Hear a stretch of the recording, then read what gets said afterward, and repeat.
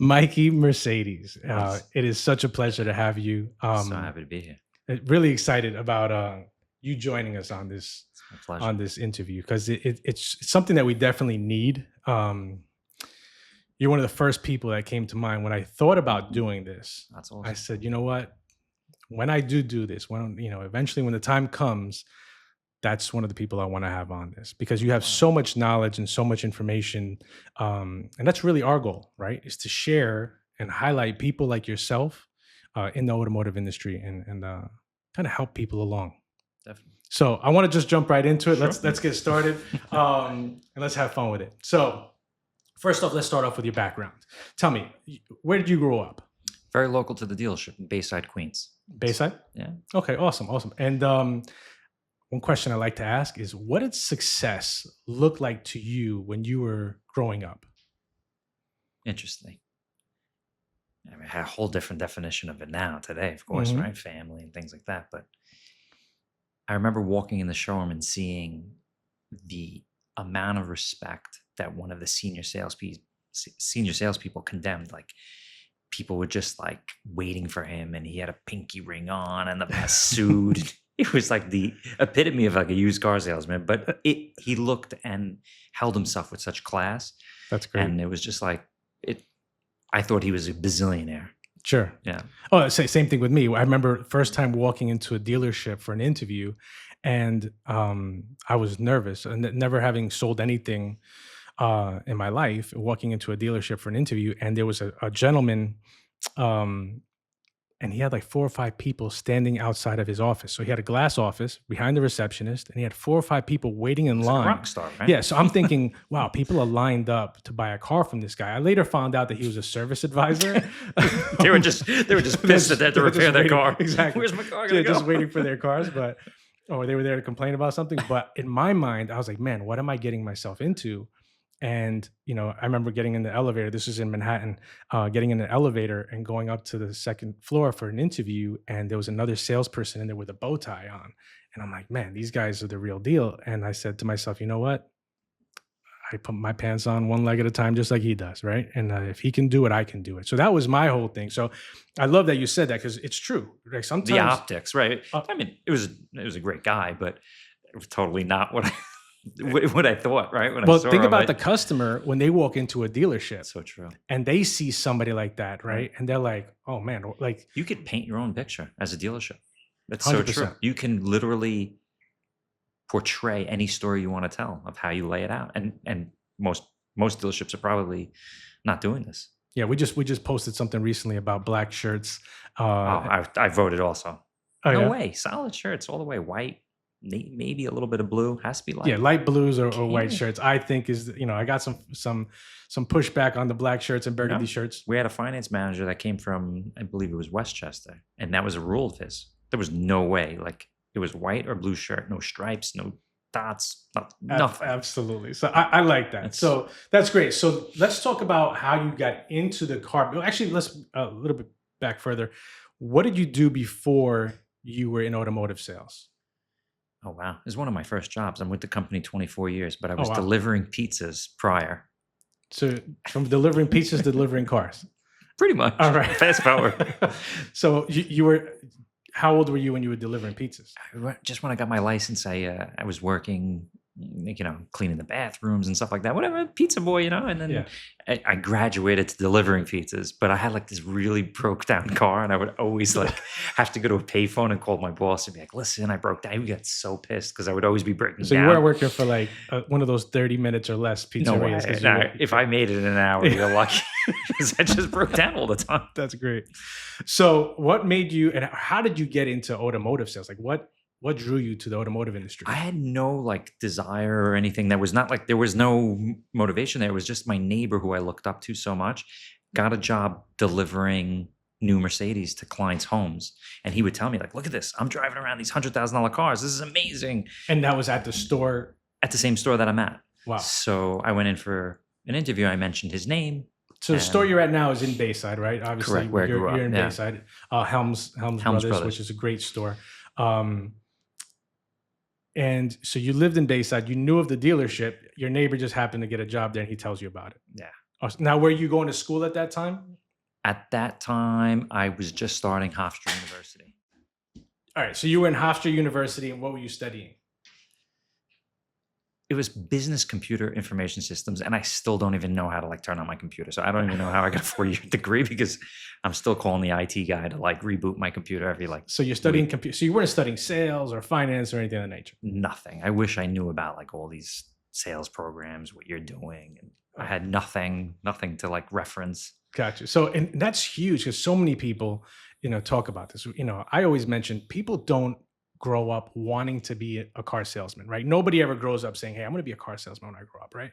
It's kind of one of those things that we just kind of end People up in. fall, yeah, like Yeah, people fall into it. yeah, and this is kind of why we want to do this because it is such a great industry, and if you do it the right way, again, you can really have a long-term career. So So now, true. just like yourself, 24 years at the same dealership is huge. I mean, that's great. So now, tell me about how you went from selling pizzas and going to college, delivering pizzas and going to Delivering pizzas. college, to now how are you getting a job at a Mercedes-Benz dealership from So delivering pizzas? I needed a job after I wasn't delivering pizzas anymore. I was in college and I was like, taking classes like 8 to 2 or whatever. So I needed a job like after that to the nighttime. And my neighbor got into my head about driving these cool cars and so easy. So I applied and I was a car wash assistant. So they would entrust me to drive the car like a mile down to a car wash because we didn't have licensing for a car wash in-house. So we had like this little subscription at a car wash nearby and I would just keep on going How much were all you day. making when you were driving these cars to work? $7.25. Yeah. Okay, awesome. So you Hey, mentioned how that. did I remember that? Like, Yeah, exactly. I So it's still kind of remember. close to what you're making now. Yeah, No, pretty I'm much the just flats. Right? so let's talk about now. You start washing cars, and then what? I know you mentioned something about an internship within Yeah, college. so we were doing that. The car wash thing was awesome. Then we bought like a power tank car wash, so we were doing it outside, sweating and moving cars, whatever. But during my time at Hofstra, I needed to do an internship. And you had to apply to an organization and you would be redeemed, I believe, 2 credits for every like 6 months or every like semester, you get 2 credits. And it just dawned on me, like, why don't I just do an internship in the business department? I was working in the service department. Why don't I look in the business department of the dealership? So I got all dressed up, probably put on like my older brother's suit, whatever. I went Uh-huh. to our GM, who's still there, my biggest mentor, Suzanne Cochran, She's great. and she's the matriarch of the dealership. And I asked her and that, can I just do an internship? I don't want to be paid. I don't need anything. You just have to sign this form. Then I'll get 2 credits. I'll do anything. So it was great. I started to help the finance office, like fax credit applications. Back then you had to fax it in and get them coffee, be their gopher, move cars, still do more valet stuff, but I was getting credit for it. But it was great. They really didn't have anybody young in the dealership. It was a Mm, very and it was predominantly male. Like now we have a lot of women, a lot of younger which is great. fellows, gals. But back then it was just like this old boys club. Mm, So to see like a young kid in the showroom, like what is he doing? Go get the coffee. Like they mm. didn't take you serious at all. And I just grinded it out for 2 years, and I didn't ask for any pay, so they were happy to have me, and they would have me for another 10. They think they're not paying me still, like Yeah. you know. So it was a great way to see how the showroom ran. And at that time, there was a sales manager by the name of Joe Montana. No relation to the football guy, but it worked for him because everybody remembered his name. He watched me greet a client and let the client leave. Mm, And he just stood back and just watched me do that. I wasn't in my lane. I shouldn't have even talked to the client. And he told me how much that cost him. And mm, he said, what you just did just cost the dealership X amount of money. And it cost us X amount of money to bring in a client. mm. How dare you like handle the client that way? So I knew from that day on, every guest was super important. And you can't miscalculate or misjudge somebody or do anything that would be at the cost of the dealership. Take every person seriously. So Oh, I learned 100%. that from the jump. 100%. So now you're doing this internship for 2 years for free, basically, right? And now tell me how you got into sales. How did you become a salesperson? So, like I said before, I was just seeing all these salespeople. They looked like they had the world, driving demos. At that time, everybody got a demo. That was the thing. Like you were allowed to drive a Benz, and you had a nice flashy suit. Pinky rings were big at that time, and so they just looked like tremendous. So I was graduating, and I didn't have anything lined up.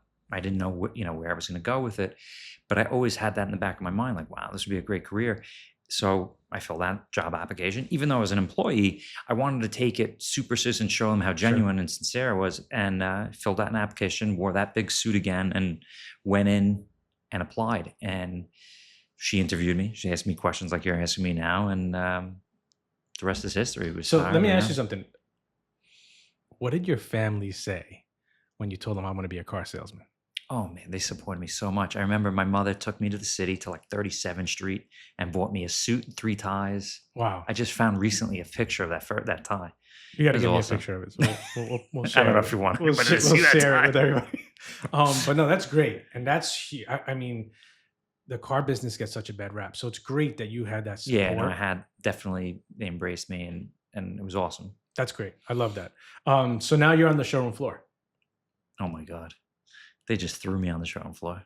So any training, any formal training, or was this like, I hey, that's your desk? wish. Are you kidding me? They gave me this, I didn't even have a desk. So they gave me this like rolling bin, right? Like a little Mhm. credenza filing cabinet thing. So I had my life in that. And then I would go to whatever salesperson was off. And I would turn their family pictures around, turn their business cards around. I didn't even have business cards.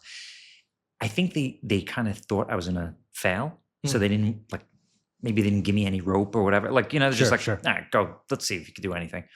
And at that time, it was kind of like I guess a gentleman's agreement. Like whomever would come into the showroom, How old they were you would, around this time? Sorry. I must have been like 21. Wow. Okay. 21 years old. And they had like a gentleman's agreement, like whoever guest comes in, whoever's available, kind of like nothing formal.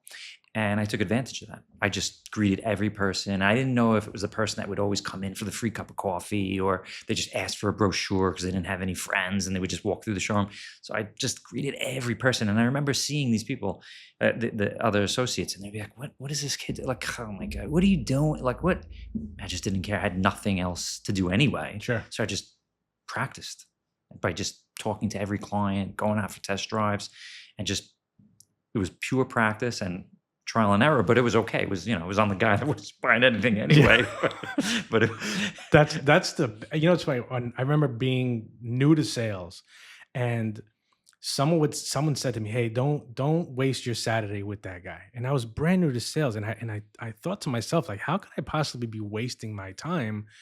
And I looked at it as like practice. Like, if the person's willing to come in and spend a day in the dealership. Now I get it. Looking back on it, maybe I shouldn't, but in the beginning it made sense because I practiced every line. Like, I would literally every objection or any rebuttal or any line that I had, I would just like throw it out there and see how it would work and get their feedback. And then I would build off of that. So that's yeah, great that you did. So you had that, like, do you play any sports or anything like that? Let me ask you that. Do you play any sports? yeah, not anymore, No, but no, as back a then. child, yeah, football, baseball, All right. yeah, I, I, neighborhood I always leagues. ask that question because I think it's important because in the dealership, you're in that team kind of environment. But it sounds like right now at this point in your There was no career, team. there was no team. I was on the bench, and they didn't. I was fighting to get off the bench All right. Awesome. So when did you start seeing some success in sales? after the first year. Okay. Just that taking advantage of that. No, they call it ups, right? There's Mhm. people are taking guests that come into the showroom. There was no up system, so I don't know if I abused it or I just took as many as I could. So I had more volume, more opportunity because everybody else was lazy. Again, it was old people. They weren't Yeah. doing it. They weren't getting up from their desk, and I would just go at it. And at that time, deals were more competitive. They had a lot of aggressive numbers. It was a lot cheaper, and it Yeah. was just had a lot of things working in our favor. Maybe the economy was good at the time, and it was just And you were making deals. we were writing them. So did you have a process where like managers were involved in your deals, or were you desking your own number? Were you doing your own numbers, or were you going back and forth to a desk So to our get in? store is established that the salespeople do have a lot of responsibility. They kind of have the authority to start working deals based on the mission of the management system. But you're not running back and forth. You're not doing that. Let me go check my manager thing. So, but there was no. And Were you able at that time when you first started out, you were able to run numbers? I don't know how long after. Gotcha. I mean, I So was able to there, run numbers, but like until you learned the software yeah, and exactly. the ADP and things like that. But yeah, you were able to do it on your, on your own. Yeah, actually, I do. Now I remember, I did because I was so happy that I sold a car at list price. Hmm. Like literally, it was the CLK convertibles. Wow. So if anybody remembers that car, the CLK was like the hottest, Oh, coolest, absolutely. like street credibility vehicle. And I sold one. It was a CLK 430 convertible, and I sold it for full price, right? To me, that was like, Yep. I hit the lotto. I sold the car at the sticker price on the window. It says, 72,000. I sold it for 72,000. Yeah. They went crazy. They said that was a $10,000 premium vehicle. Even then, they had that like, overlist thing. And they were like, how dare you? You can't just write it. I'm like, why would I have to come to see you if I just sold it for the full price of what it says? Yeah, So, I blame, it's funny because here they are, and this is typical in a lot of dealerships that you're almost getting penalized, right? When you think you did a good job and you were never instructed on these things. So unfortunately, a lot of dealerships fall into that same scenario where it's almost kind of like you learn from these mistakes, but you didn't necessarily have to make that mistake in the first place if there was just some more communication, some more guidance. So first year, do you remember how much you made your first year, if you don't mind me I asking? didn't break 100. No, I was under 100. Okay, let's go. But I mean, you're still Close. making 90 close. grand. I mean, Listen, that's 20 21, years 22 ago. years old, making $90,000. Yeah. That's awesome. That's cool. Living with my parents. Nice. They keeping the money in your pocket. It was too, like the which- pizza job. It was yeah. a little bit better. It was great. So what would you say are some key experiences or strategies that you used to help elevate your career? So now, like after your first year, now you're starting to see this because obviously you're one of the top guys in the country. How do you get to that point? I kind of live and breathed it. So I'm looking back at it now. I remember that I would get angry at my family. Saying, don't you dare call me during business hours. Like, mom, I love my mom. Don't call me at 3:00 in the afternoon on a Tuesday. 7:00. No way. Uh-huh. And the hours were longer back then. Bell to bell was 9 to 9. And it was just, I was so committed. Nothing was stopping me. It was just, I was all in. So now you've done some things in your with the industry that it's different than most salespeople do. Thank I you. mean, you have, and I admire it. I'll be honest with you. You've taken some Thanks. initiative, not just through social media, but you've built out almost like a website for yourself, right? Is that where you can? Yeah, so I kind of branded myself within the business because the business is big and there's so many Mercedes dealers. There's over 360 Mercedes franchises, and there's probably 20 salespeople at every brand, at every store. So you could imagine how diluted. Everybody's just another salesman. So I figured early on I have to have like a name. I grew up in Queens. Everybody's known for a nickname. Everybody has a name. Tommy this or Johnny that or Bobby that. They're known for like their flaw.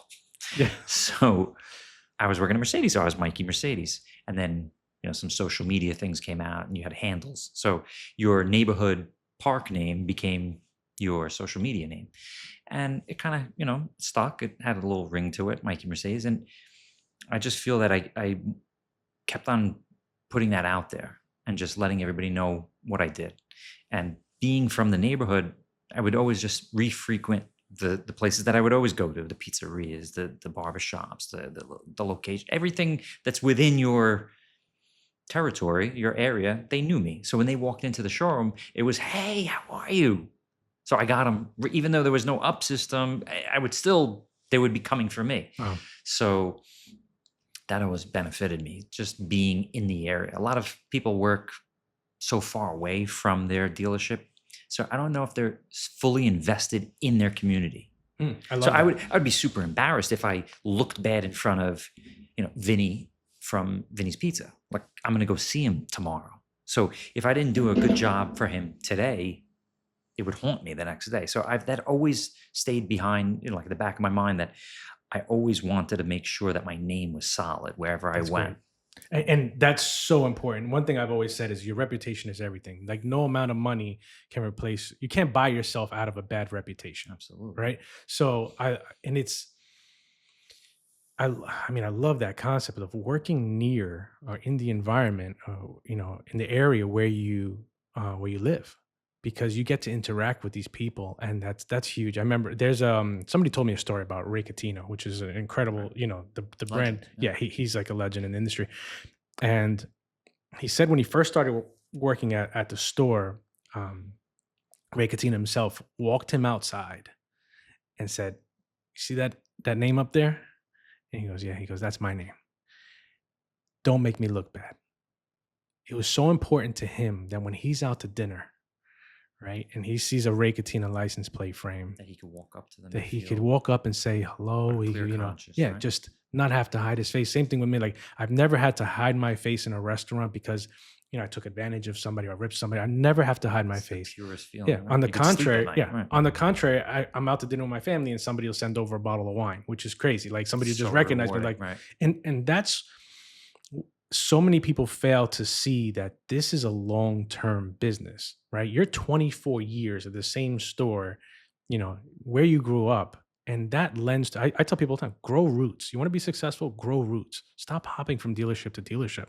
Um, so I love that you said that. That's really cool. I didn't think about that, but that's great. Um, so now you've been in sales for let's say 20 plus years.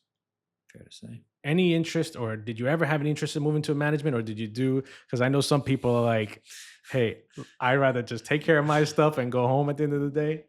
It's you have to be a certain breed to be a manager because you're now catering to motivating salespeople and also a lot more responsibility. I think hopefully in the future that'll be ready for that. But you're in your own little world when you're a salesperson, you're taking care of your clients, and it it's it's not off the table for sure. Understood. And like I said, I know plenty of salespeople who are wildly successful, and they're like, no, I have no interest. They could do the job. They just don't want the brain damage, right? Because Right. there is some brain damage that comes along with being a manager. What are some personal habits or routines that have been crucial to you staying consistent in the automotive industry? It has to be a mix of ingredients, but I know the gym is like super important to me in the morning. Just getting my mind right, right? You have to have the right mental state of mind to get into this because it's like going to war every day. I mean, there's going to be a problem. Mm. No matter what, at 9 a.m., even before, I'm waking up 7 a.m. to texts of breakdowns and flat tire, whatever the case may be, but there's always going to be a problem. So you're not just strolling into work like no problem. So you have to have your memory, like your mind set and clear. And the gym definitely So do you puts you in shut the right. off? You mentioned something, and I talk about this a lot. Does the Most people don't get this, but does it shut off for you? Nah, Like the I wish it did, but he can't. You live it. It's interesting. There was a guy that bought a car from me. He was a real estate agent and had to be so many years ago. And when I don't want to say just cell phones came out, but I'm dating myself, but kind of like that we just started having our own cell phones. And he looked at my business card and he said, "Why isn't your cell phone number on your Mm. business card?" And I was like, "Duh! Like, why would I put it there? Like almost like idiot. Like, so like, why would I want people to call me? You want them to call you at all times." So I never changed my phone number. I still have the same phone number I had since I'm like 18. And there is no business line and personal line. My life is my career. So it's one. It doesn't shut off other than family day. Of course. And that's, you have to have, I try to get this point across to so many people that if you're going to be successful in any industry, it's going to take time. It's going to take dedication. It's going to take sacrifice to make 100, 200, 300, $400,000 a year in any industry, whether you're spending years upon years in school trying to get a degree to do the job, or years developing a practice. Most of those industries are going to take time and sacrifice. The time's going to pass. Why not make the most of it and capitalize on the opportunities that are there? So I hear a lot of people saying, well, I want that work life balance, and That's I new. yeah. So I tell people all the time, if you want work life balance Ask your parents at if they had 25, work-life balance. exactly, right? But if you're going to have work life balance at 25, guess what you're going to have at 65? You're going to have work life balance too. So make the sacrifices now and position yourself, because a lot of people don't realize the car industry, you can make an incredible living, but make sure you're positioning yourself for that exit, right? For that retirement, so that you can step away from the industry and you can have that nice little nest egg or investments that are generating you incomes. A lot of people don't do that. Um, I want to talk about some strategies, Sure. right? Like, and I want to almost like role play some stuff out. So I think that would be cool. All But right. I want to ask a couple of questions. Are there any key personal development books that you've read, or resources, or courses that that you've looked at now, or you've visited recently? I wish I did a lot more. I saw your last guest, Ariel, and I know that Brian is dealer principal, Brian Benstock, they invest heavily on their training, and they bring a lot of talent, and they continually grow. This was more personal. So there's one book that comes to memory that was I think it was Jeffrey Gittimore, Hmm. the Red Book of Selling. Little Red Book of Selling. Little Great, Red, did I get it was right? Oh, great. you know the book? I know the book very Then well. they made the I green think one, it's a actually yellow good. one. I think, yeah. No way. We're gonna Yeah. read it together tonight. Yeah. Um, so It's a it's great the book. most simple steps of selling. And I think just being yourself, being authentic, and just keeping it simple is probably the biggest, best strategy. Every time I veered off to try to like put on this personality and this good voice or something like, this German like machine, and you always nosedived. Every time I would nosedive. So just being yourself and just going with it and being transparent, consistent, that literally is like the pure recipe. And preparation, I preach preparation. Nobody wants to come to a dealership that they gotta wait or look or this, or you're filling the paperwork. If you're not ready 100%, like we're going to war, if you're not ready to go to war, you're going to get shot in the head. Hmm. So you better be super prepared. If it's a delivery, that delivery should be so buttoned up. If they arrive an hour in advance, hey, how are you? Everything's highlighted, car's right there, looked over, like zero room for failure. Like that's the biggest thing. I love that. Preparation. Let's dive into that a little bit more. So, customer comes in, and it's all. I love this because it's you're talking this, and you and I have never had these conversations about No, like the business, but that's the key to success is being prepared. If you know your customer is coming in to test drive a vehicle, why shouldn't it be right in front of the front door why wouldn't you have it? with a reserved sign for their name? It's just it shows the customer, and this is what I've always felt is the key to success: is you have to care about your customer. People always say the customer has to like you. No, they don't. They first have to feel you care, and then they'll like you. I like that. That's true. It's the truth because if you treat every customer as if it was a family member and you're helping them achieve their goal, you're going to be a lot more successful. Christian, it's so true. You never know who knows who, Oh, especially being where our dealerships in Queens and the diversity. You could be dealing with somebody you would think in a million years they're not with somebody.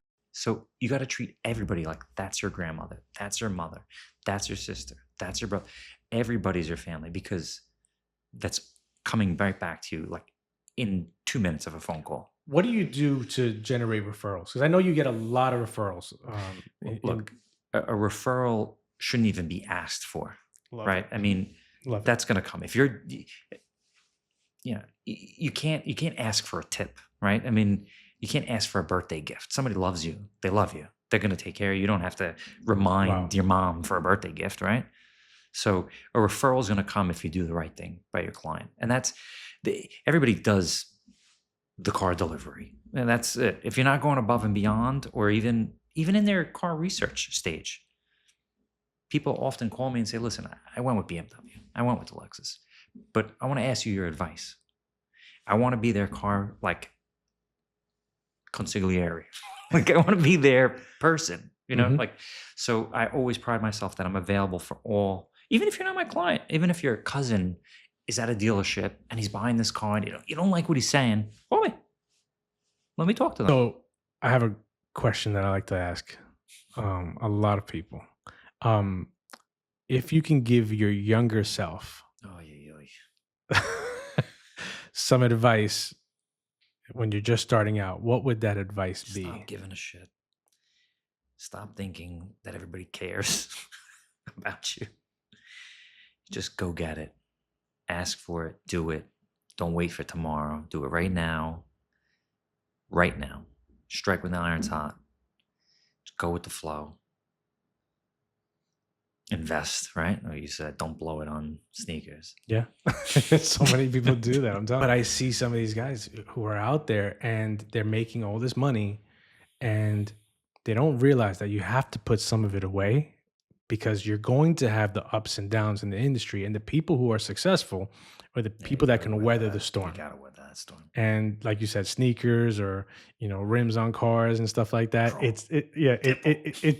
it's great and it seems fun. And I see them They're in the club spinning. popping bottles, and I'm like, That my I man, don't understand that. yeah. It's just That's if you know.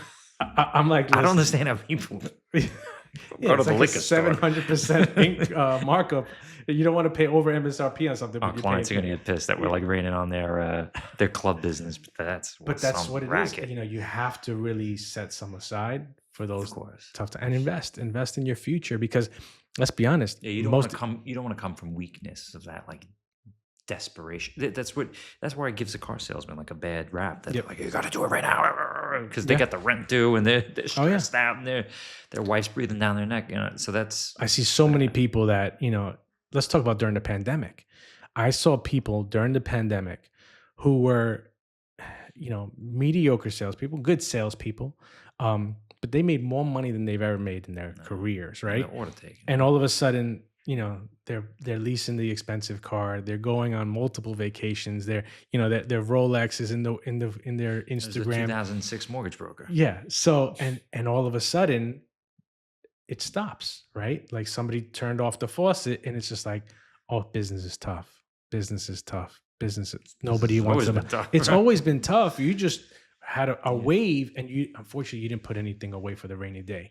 And now you're not people are, and it's good because Ariel mentioned this, it starts to siphon out the good and the bad salespeople, right?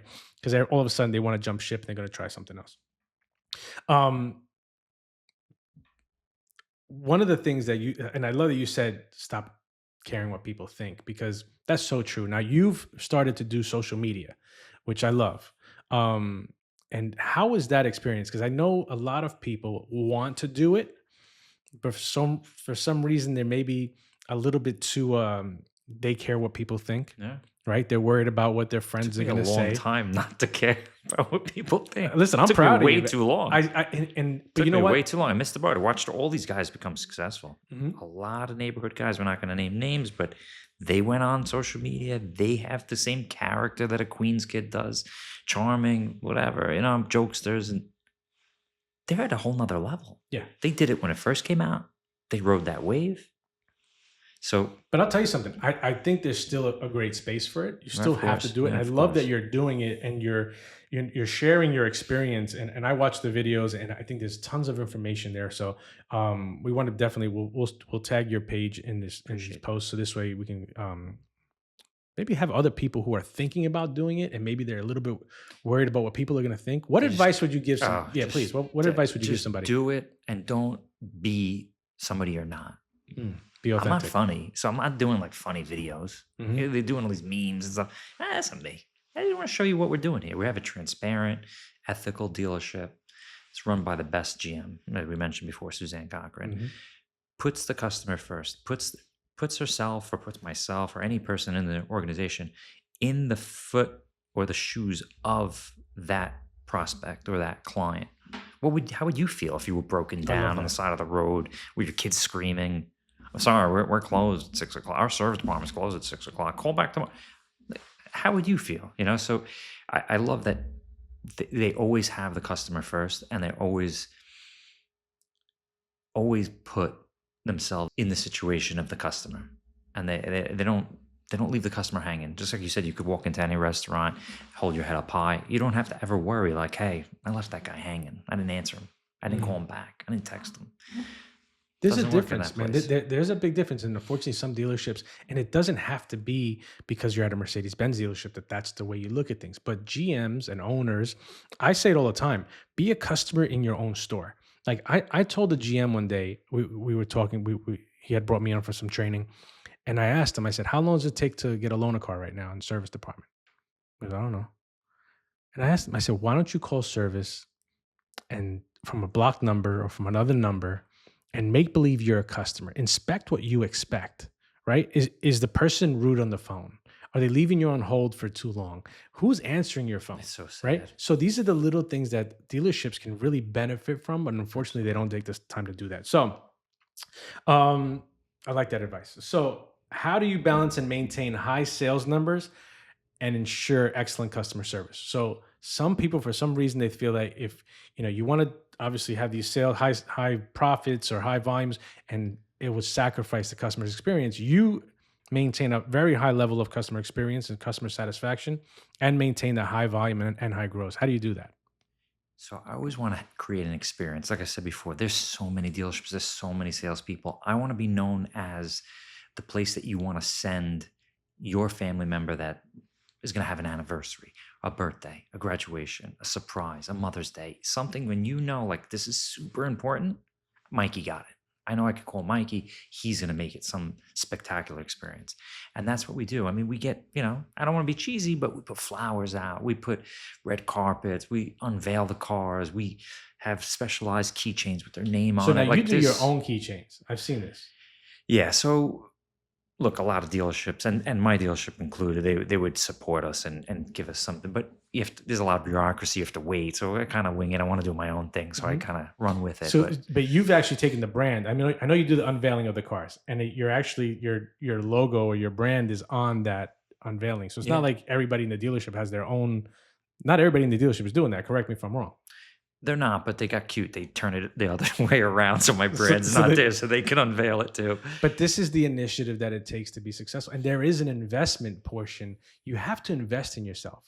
So many people don't get this. Like you're 100%. spending money on your brand, right, and on your My wife wants success. to kill me. I spend a lot of money but it's my business. What I didn't have to buy. I didn't buy any inventory. I didn't buy a desk. I'm not paying rent. Why shouldn't I? Why wouldn't you want to invest into yourself? At least some portion of it, right? Like, let's say you took what 10%. I mean, birthday cards. I know you've gone as far as I've seen the letters on the back of the vehicle changed. Yours says my keys, Right, right? right, right. Which Call is Mikey. Right? yeah. So that I mean, kudos to you, man, for Thank you. investing in yourself and making this a career because that's really it's not a job, right? Yeah, that's so many people fall into, like, it's a bridging them, right? Yeah, I've seen so many people come in and out. The guy left this job, is going through a divorce or whatever situation, and they just fall and they become a car salesman because it's like, I like cars. I Yeah, was you a can make sale, money. I was on Wall Yeah, Street and I did this, and I then heard you can make I money heard selling you can make cars. money. I heard you guys, Yeah, and they're not there for the long run. And that's also the guy that's doing something that's not, yeah. on the up and up and gives a bad rap. And so So, so to wrap it up for people who are in the automotive industry, what advice would you give? I know you gave advice to yourself, what you would say to yourself, but what would you say to someone who's just starting out in the industry? What's two or three things that they need to do to be able to make this a long-term successful career? do not take shortcuts. Work hard. And that means doing all the things you don't want to do. Make that hard phone call the first thing in the morning. Get it out of the way. Address everything. Even if you don't have news, this is another thing. Like, I don't know why so many people drop the ball on this. Make the call. Good news, bad news, nothing. Updates. People want to know that you're on it. You ever go to a restaurant and the guy reads back your order? You're like, this guy got it. I have nothing to worry Mhm. about. The food's gonna come out perfect because the guy just read back. All he did was read back the order. Yeah. So as long as you're touching your client and keeping them abreast of everything, Mhm. Stomach. it's such a huge ingredient. So many people are not doing the simple things. So if you're starting out, just stay consistent, stay transparent, just be yourself. That's the biggest thing. Be yourself. I think that's so forgotten. Just people want to buy. They don't want to relate to you. Somebody's going to be looking at you across the desk, and they may remind you of a relative, or they see themselves in you, whatever it may be. So if you're being yourself, you're going to build that relationship much quicker than being some person that you think you are as a car person. You got to put on this persona or something. Very cool. I really appreciate it. I'm going to ask you some quick fire questions. Okay. I hope I can. So Oh, I'm the customer. sure. All right. Here we go. Listen, man, you're not giving me enough of my trade. It may not be. We got to look at every avenue of where you can sell it. I mean, there may be a little bit more difficult roads, but let me just show you now what Carvana is going to offer you. Let's see how close my guy is. Maybe he doesn't know about an option. Let's run through it here. Let's see it on the screen, and then we'll go back to my guy and we'll just show him what we saw together. Get them involved. Awesome. Um, You know what? You've been great. But I want to go talk to my wife. Yeah, it's awesome. Um, you know what? It's not been a busy day. You guys live close by. Do you mind if we grab the car? Let's cruise by. Let's show her the car. Why not? Yeah, she's busy at work. All right, it's totally cool. Maybe we should call Christian and learn some sales training. These are some of the things we talk about, right? So many salespeople get these objections, right? And it's one of the things that we talk about, how to be prepared for those things. Right. So you're gonna hear these things, right? So this is It's an awkward one, right? Because the client's always going to have an out, and then where do you tippy toe of contesting them? so I'll tell you what I say. This is one of the things we talk about in our training, right? So when a customer says to us, "I want to talk to me," maybe we should talk about Well, this later on. when's your next training class? We have, I think I'm we have coming. trainings every month, so just check our website. We'll definitely put you on to them. Let's do something where like maybe you're asking me some questions. This is something we're going to be doing with other people also. Maybe you're asking me some questions as far as like different techniques. So let's role play it out and see how it goes. So here's what I say when a customer says, "I want to speak to my spouse." And I ask this question a lot in our training.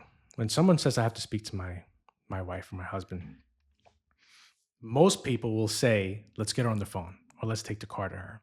And from my experience, most customers say, she's busy. So why do we ask that question? Well, we know 9 times out of 10, the answer is going to be she's busy, she's not available. So we're asking a question where we know the customer is going to tell us that's not the option. So here's how we word it.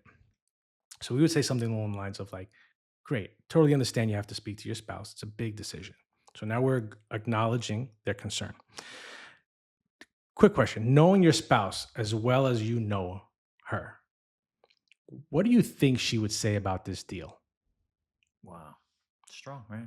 Because now the customer's now going to tell you their So let's role objection. play it out. You're the customer. So what do you think she would say about this deal? She would say it's too much. She always says it's too much. The wife price, Totally. My wife always. You think she'd be happy with the car?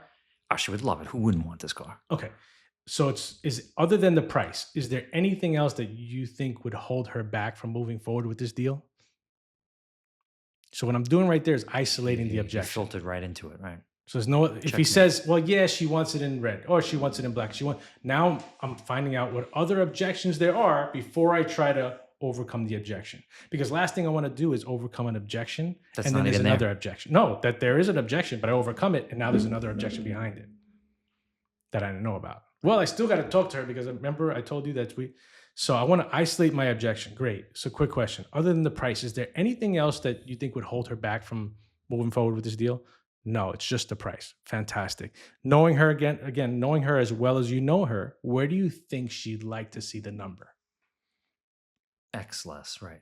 Okay. So let's say we're at 650, right? Where do you think she'd like to see She the wants number? to see a 5 number. So it has to be a 5 as the first number. Now, quick question. See, now I'm actually negotiating with who? Her. Through not him. even here. Right, she's Through not him. even here. Because it's And you really gotta- him. The objection's not really coming from her. He's scared, right? It's him because he's saying, "Hey, wait a minute. I don't know if this is a good deal or not." That's the truth of it. The customer doesn't know if the deal is a good deal or not yet. So that's why they're not moving forward, because if the deal was a great deal, the truth is if I went home and I said to my wife, I said, "Hey, hon, can we sit down and go over these numbers that I got at the dealership and it's on this car?" My wife would be like, "Excuse me, I'm trying to get the kids ready. Like, can you help me take out the garbage? Can you help me do this? Was Can it you a help me good do deal? that?" Did you do your research? She'd say, "Hey, why are you asking me?" Right? Last thing my wife would be like, "Hey, yeah, it sounds like a good deal." She'd say, "Hey, listen, if you think we can afford it, do it." Right? So my thing is, hey, I want to find out what the objection is. Now, great question. I can't get it to 500 based on how we're structuring. So let me ask you this. I know you said 12,000 miles per year, but I saw on your lease return that you only have 26,000 miles on it. Are you planning to increase your mileage on your driving? They may say, "Well, no, it's going to stay the same. I just want to be safe." Well, why don't we do this? Why don't we lower it to 10? It's going to help us get you closer to that number. And here's the thing. I can get you out of your lease anywhere from 3 to 6 months early, like we're doing now. And this way, that mileage allotment is still 30,000 miles, even if I pull you out at 30 months instead of 36 That's months. interesting. It sounds like you should always keep little things for the end. I often would address the mileage in the beginning. You don't need 12. Why don't we do 10? And then I'm at that 650 number So without the I'm out. gonna You load should my have toolbox. outs. You should have outs. I'm gonna load my toolbox in my. See, this is the mistake a lot of salespeople make: is they start out the process as a salesperson, so they're talking to the customer, trying to figure out how they're gonna make a deal. Don't do that. If you start out the process in detective mode, the first thing you should be doing is asking a ton of questions. Asking is and it's not to say, I've seen salespeople where the customer goes, yeah, but I still have 6 months left on my, and before they can finish the sentence, they go, well, what if I can get you out early? Because they know that maybe we can get them out early, right? So they're speaking over the customer. Let the customer speak, because if the customer can't finish a sentence, they don't feel heard. Mm. And believe it or not, you're taking a cinder block and you're putting it between you and the customer. You don't see it, but it's there because they subconsciously don't feel heard if you're speaking over. Your information might be right, Wow. but the customer's feeling a certain way. Imagine walking into your house and your wife is, how would you feel? Obviously, right? Yeah. Something's wrong. Yeah. You probably back out of the house like, I'm out. slow, right? Something's wrong. But you wouldn't say to yourself, okay, her jaw is clenched, her head is tilted, her arms are crossed, she's tapping her foot, something's wrong. You take a snapshot of what's happening and then you relate it to something in the past. So this is a subconscious way of processing information, and customers do it all the time. Wow. We just don't realize that they do it. Now, when we say to a customer, and we're speaking over the customer, they feel that. So like I said, we're putting these cinder blocks in between us and the customer. And little by little, we build this wall. And then the customer says to you, I got to go home and think about it. It's not that they have to think about it. It's because something's not right. The energy is not there where they feel confident that, one, you're not just trying to make a sale, but you're trying to get them the best deal possible. And that's what the customer wants. Now, when I say deal, I'm not saying price. I said the best deal. The best deal is never the best price. Right. Encompasses so many other variables. There's so many variables to it. So acknowledge the objection, isolate it, make sure there's no other objections behind it, and then overcome it. Wow. When you have these other tools and you've asked these questions, like I said, hey, I noticed on your lease return, you only have 26,000 miles. How did I notice that? Because I did the trade walk, even though it was a lease return and it's not necessarily a trade. I did that walk around their car. So I know what's going on in their current situation. And I asked those questions. Hey, are you going to be, who else is going to be in the car? Are you going to be increasing your driving? Because I noticed you only have 26,000 miles. No, but I just want to be safe. Well, adding that additional miles is what's keeping you from getting you to the number where you want to be. Let's just price it out and take a look at how it'll come out. By the way, I know you mentioned $3,500 down is where you wanted to be. How long would it take you to get $4,500 together? Right. When you word it as how long would it take you, like, what are you, a bum? You can't get another $1,000. Well, most people may say, well, I have it. I just don't want to put it. Well, let me show you how right. it impacts the number, right? Or if a customer says to you, I want to come up with zero out of pocket. So many people make the mistake of thinking that's zero out of pocket. That's taxes and fees, no money down. So making sure we ask the customer the questions the right way is so important. And then again, when you do that detective mode and you got all these things in your toolbox, then you can say, hey, I know you mentioned, and I know you mentioned, and I know you mentioned, and the customer feels like you're doing what? You're listening. And when you listen, it's because you care. If I don't care about you, chances are I'm not going to listen to you. Chris Voss, FBI negotiator. Book's right behind you. I got to look at this library. I love all the books. Yeah. Never split the difference yet. Repeating the last thing they said. Absolutely. How about taking notes? I had a salesperson, we're going to have him on here, Clem Corriette. He taught me something when he was a sales. I was a manager, and he told me he had a little notepad. He'd go to Staples and he'd buy these little notepads, little spiral notepads. And when he would talk to customers, he would say, I'm terrible with names. Let me just get your name again. And he'd write it down. And he'd be like, and he'd put it away. And we go, and the customers say, well, we need 12,000 miles. 12,000 miles, you're perfect. And what do you do? Oh, you're in real estate? Fantastic. And and now the customer's like, wow, this dude cares. Wow. And he would pull that notepad out and put it down. I'm getting that notepad tomorrow. Dude, I'm telling you, These are little things I that you always can do. write when I'm with a client, but that 100%. being with that notepad, Yeah, everywhere I went. we actually have a salesperson at our branch that does that. He It's does I'm that. telling you, He does do and, that. and again, you mentioned something, being authentic. When you truly care about helping your client, see some of these things I think most people do subconsciously. Mm. They may just be doing it because that's Right. who they are. But when you can actively use that and incorporate it into your process, that's when Wow, you that's take it to strong. another level. But when you truly, you have to care first. You really have to care about helping your customer achieve their goal. And how do you connect your product to their problem? Most people are trying to connect a product and they don't know what the customer's problem is. Wow. Make sense? Very much. So good. I want to thank you. Thank I you. really do. I learned. I got a couple of good gems out. Getting this Listen, file notebook. this is why we our course that obviously our course that we have is called Automotive Mentorship. It's not called the Charvet Group, right? It's not sure, you know, it's Automotive Mentorship is because we want people like you in this community where we can help other people grow and develop into leaders that in an industry as tough as ours is. And I want people to understand that if you do it the right way, and you've obviously done it the right way, you listen. I've had people who are great clients of mine mention your name. I'm just thinking if I had more training, like you, what I We'll could do to get you. that We'll get you signed up. Don't worry about it. discount. But you're already doing it, and that's the thing is that people need to know what's possible in the automotive industry, and it's not from ripping people off or taking advantage of people. It's from providing an incredible service, from knowing your product, from following up, right, and building a book of business. May I ask you how many cars a month, like in your top months, would you say you were doing a month? I mean, the volume structure has totally changed as the dynamic Yeah, of of the course, of course. industry. But I was doing 40 to 60 units in the good years, and now we're down into the double digits. 15 to 30 is like where we So want to when you're see doing our 40, salespeople 50 doing. cars a month, that's, I mean, obviously it takes a lot of effort. So again, I'm not asking you what your number is because I want people to think, oh yeah, I can do that. Did you make some sacrifices to get to those numbers? Yeah, I missed a lot of birthdays, a lot of holidays and stuff like It's that. part of it, but you create a life for yourself and for your family that obviously Absolutely. they can benefit from. And now it pays off, man. Now is, I see you obviously spending the time and doing those things, but you made the sacrifice early. So, but people have to know that it takes effort and sacrifice to get to that point. So Absolutely. kudos to you, man. I think you do an incredible job. Thank you so much. You too, Like man. I said, I'm learning a lot. Seriously. you were one of the first people I wanted to have on this podcast, like I mentioned earlier, and it's because one, your reputation. You have an incredible reputation. You do the business the right way. I've always heard people say positive things about you. So continue doing what you're doing, man, and Thank you continue so success much. to you and your family. Thank you so much, man.